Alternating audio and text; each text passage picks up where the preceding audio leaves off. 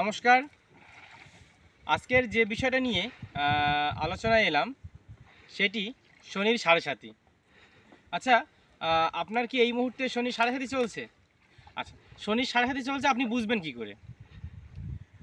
আপনার রাশি কুম্ভ রাশি, মীন রাশি নাকি মেষ রাশি? যদি আপনার রাশি কুম্ভ রাশি হয় তাহলে এই মুহূর্তে লাস্ট ফেজ, শনি দেবতা এই মুহূর্তে মীন রাশির উপরে গোচর করছেন। সুতরাং মেষ রাশিতে তার প্রথম স্তর সাড়ে সাতির স্তর শুরু হয়েছে। আচ্ছা, এখন এই তিন রাশির উপর দিয়ে যেহেতু শনির সাড়ে সাতির প্রভাব চলছে, তাহলে এই মুহূর্তে কি করতে হবে? যারা কুম্ভ রাশি, মীন রাশি, মেষ রাশি, সেই জাতক বা জাতিকাদের কি করলে মোটামুটি প্রভাব থেকে অনেকটা রক্ষা পাওয়া যেতে পারে? প্রথমত একটা বিষয় আপনারা খেয়াল রাখবেন, যখন কথাবার্তা বলবেন একটু বুঝে কথাবার্তা বলবেন। যদি আপনারা কথাবার্তার সময় একটু বুঝে কথাবার্তা বলেন তাহলে দেখবেন অনেক সমস্যার সঠিক সমাধান আপনি পাবেন। অর্থাৎ কথাবার্তা বলার আগে একটু বুঝে যে কথাটা আপনি বলতে চলেছেন, সে বয়োজ্যেষ্ঠ ব্যক্তি হোক বা আপনার থেকেও নিচু স্তরের মানুষ, যাই কিছু নিচু স্তর অর্থাৎ কিনা যারা একটু ছোট বয়সে ছোট যারা, তাদের হাতেও কথা বলার সময় একটু বুঝে বলুন। তাহলে দেখবেন সেই কথাবার্তার মাধ্যম দিয়ে কোনো রকম সমস্যা আসবে না। দ্বিতীয়ত, আপনার শরীর স্বাস্থ্যের দিকে ধ্যান রাখুন।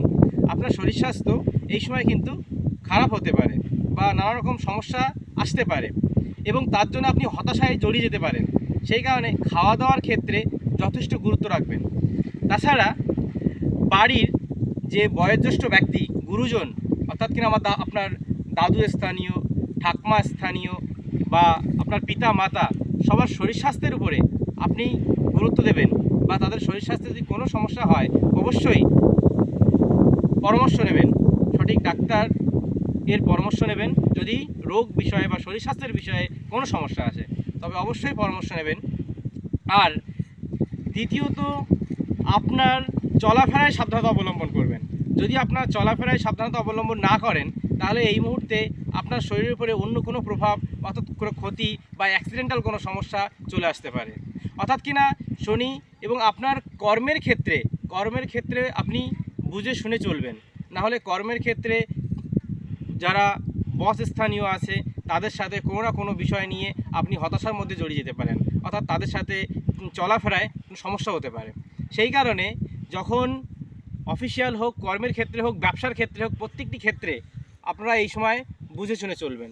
তাহলে আপনার হতাশার ক্ষেত্র থেকে কিছুটা হলেও আপনি ভালোর দিকে এগিয়ে যেতে পারবেন।